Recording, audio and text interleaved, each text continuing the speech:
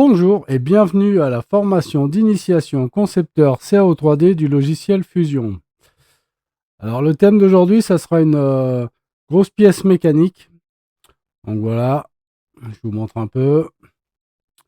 Et on va faire ça donc sur le logiciel Fusion parce que dernièrement j'ai fait ça, j'ai travaillé sur le logiciel NX. Après j'ai fait un petit versus NX et Fusion. Donc là d'abord je vais faire cette pièce sur Fusion. Et après, je la reproduirai sur le logiciel NX. Soyons fous. Vous êtes prêts? Alors, c'est parti. Donc, alors, avant de commencer la pièce, vous constatez que moi, je l'ai déjà faite sur Fusion avec un petit code couleur.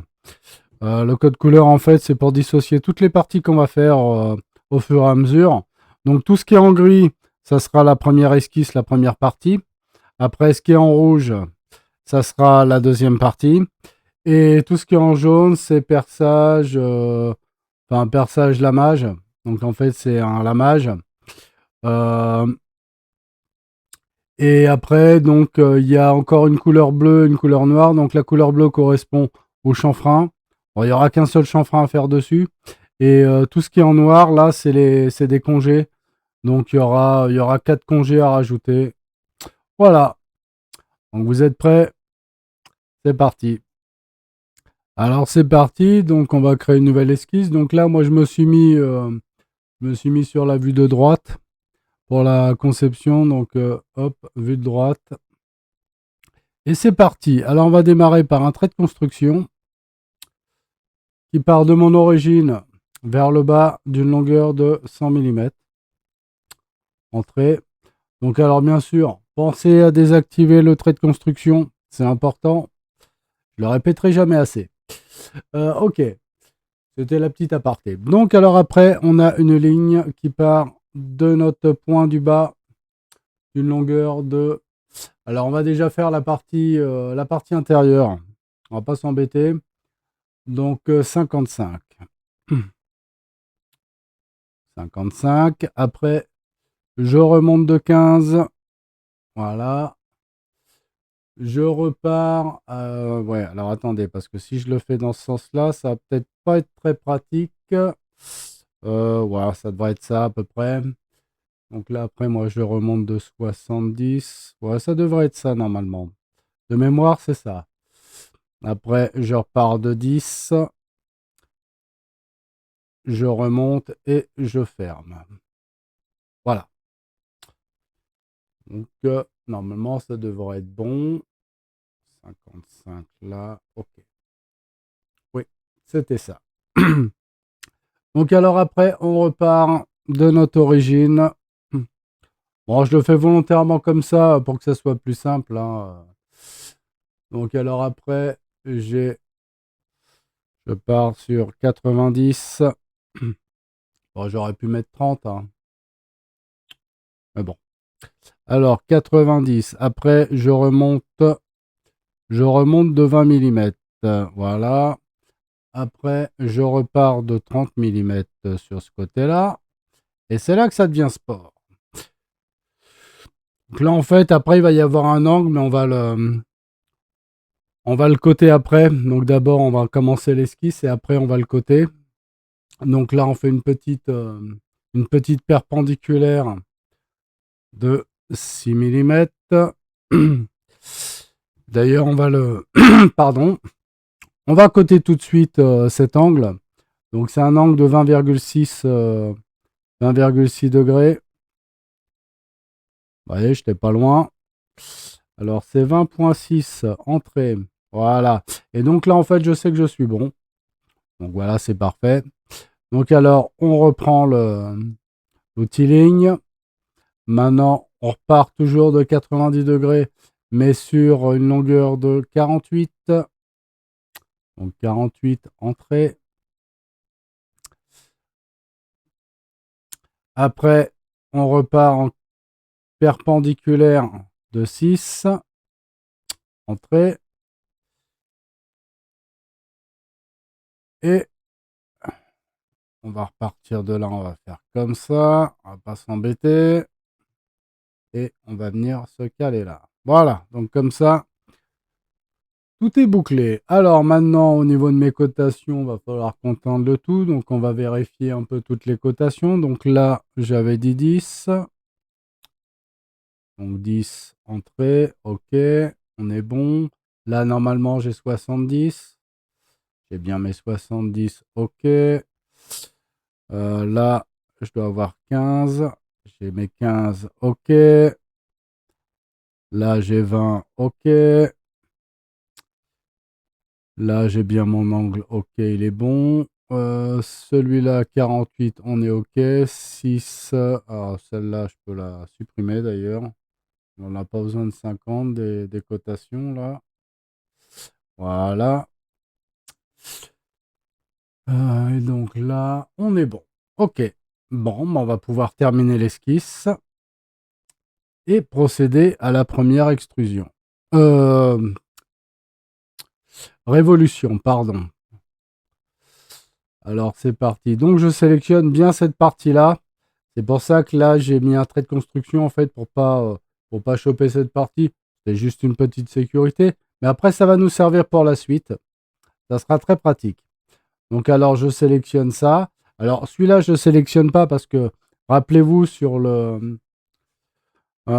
pièce, en fait, c'est des parties. C'est des petites parties. C'était ce qui était en rouge. Donc, je vous remontre vite fait. Vous voyez, c'est pour ça que là, je ne vais pas les sélectionner, ceux-là. Sinon, ça va faire le bazar. Donc, alors, j'avais dit une révolution.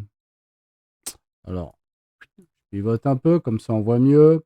Alors, bah, on va se servir du trait de construction pour la révolution. Bien sûr, 360 degrés, parce que un tour complet, c'est 360. Nouveau corps. Et on est bon.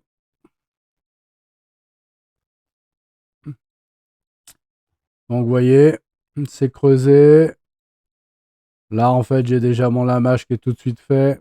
Donc, vous voyez, c'était plutôt rapide. C'était plutôt rapide. Donc, maintenant, ce qu'on va faire, c'est qu'on va réactiver tout de suite l'esquisse. Et on va procéder à la deuxième révolution. Mais là, ça va être un peu particulier. Donc, alors, je sélectionne l'axe. Donc, on garde le même axe, bien sûr.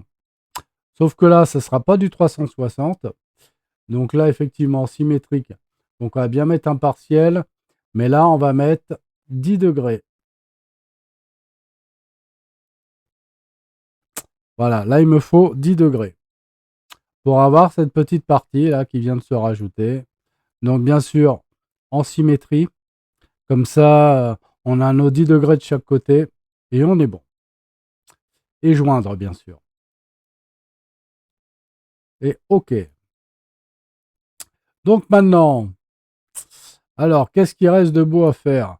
Alors, on va pouvoir même attaquer directement ça. Donc, on va commencer, on va faire un réseau circulaire justement par rapport à cette petite bordure là, cette petite pièce qui déborde là. Donc, alors, réseau. Alors, où est-ce qu'il s'est caché mon... Alors, attendez, je mets là ça. Alors, ouais, je suis bien sur fonction. Mais là, j'ai perdu. Ah, il est revenu, il était là. Voilà, je l'ai là. Alors, je vais le figer là, comme ça, je suis tranquille. Comme ça, je l'ai tout de suite et on est bon. Donc, alors, bien sûr, là, bah, fonction. Parce que si je mets corps, ça va pas parce que ça va sélectionner donc la pièce en intégralité. Et comme on veut seulement cette infime partie, donc c'est une fonction. Alors, en réseau circulaire, voilà, j'étais sur réseau rectangulaire, donc ça n'aurait pas été. Donc l'objet est sélectionné, on sélectionne l'axe, donc on garde toujours le même axe. Hein. Bon, soit le trait de construction ou soit directement l'axe. Et là, j'en veux 4. Voilà, et OK. Vous voyez, ça se fait très vite. Hein. Et ça, c'était la première partie. Attention maintenant, la suite. Donc alors maintenant, on va s'occuper des perçages. On va faire ça un peu... on va faire ça rapide et simple. Donc en fait, moi sur mon plan, j'ai un indice qui est plutôt bien.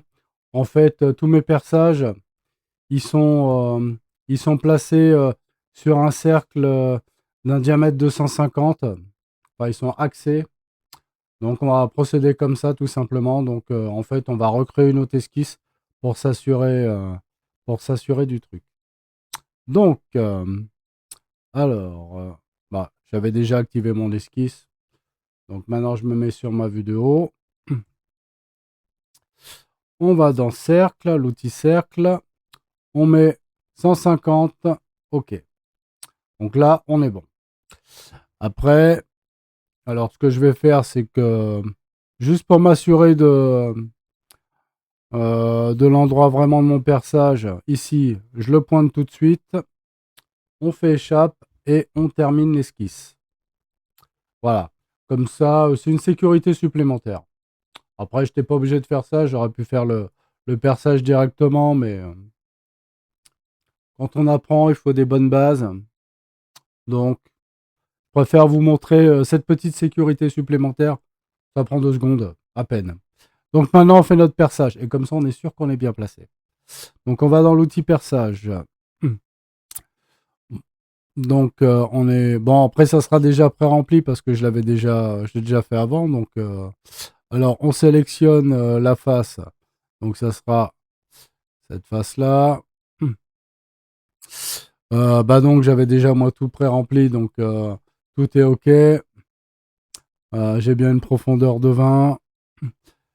Donc là, j'ai une largeur de 15. Là, j'ai une largeur de 10. Alors, attendez, je zoome pour que vous suiviez. Donc là, c'est bien 15. Là, c'est 10. La profondeur, c'est 20. Euh, euh, la profondeur de mon lamage, c'est bien 5 mm. Donc, on est bon. On fait OK. Alors, hop. Voilà. Je montre en 3D, comme ça, on voit bien. Ça a bien traversé ma pièce. OK. Donc, maintenant, on va reproduire ça en réseau circulaire. Donc, on va dans réseau, réseau circulaire. Donc, il faut bien activer fonction. Donc, l'objet, bah, ça sera cette partie-là. Et l'axe, on reste bien sûr sur l'axe Z. Et il m'en faut 10. Et entrée.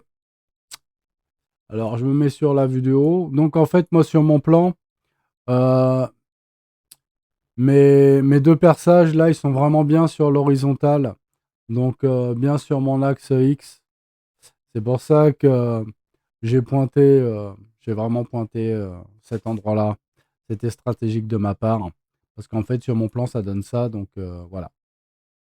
Donc, maintenant, il ne reste plus grand-chose à faire. Donc, voilà, on avait un chanfrein ici.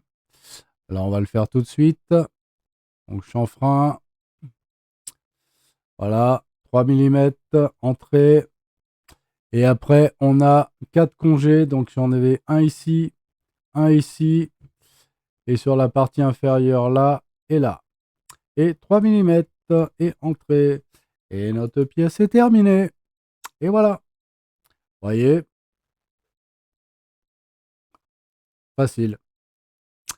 Allez, donc je vous dis entraînez-vous, bon courage. Alors attendez, je désactive les esquisses parce que c'est moche.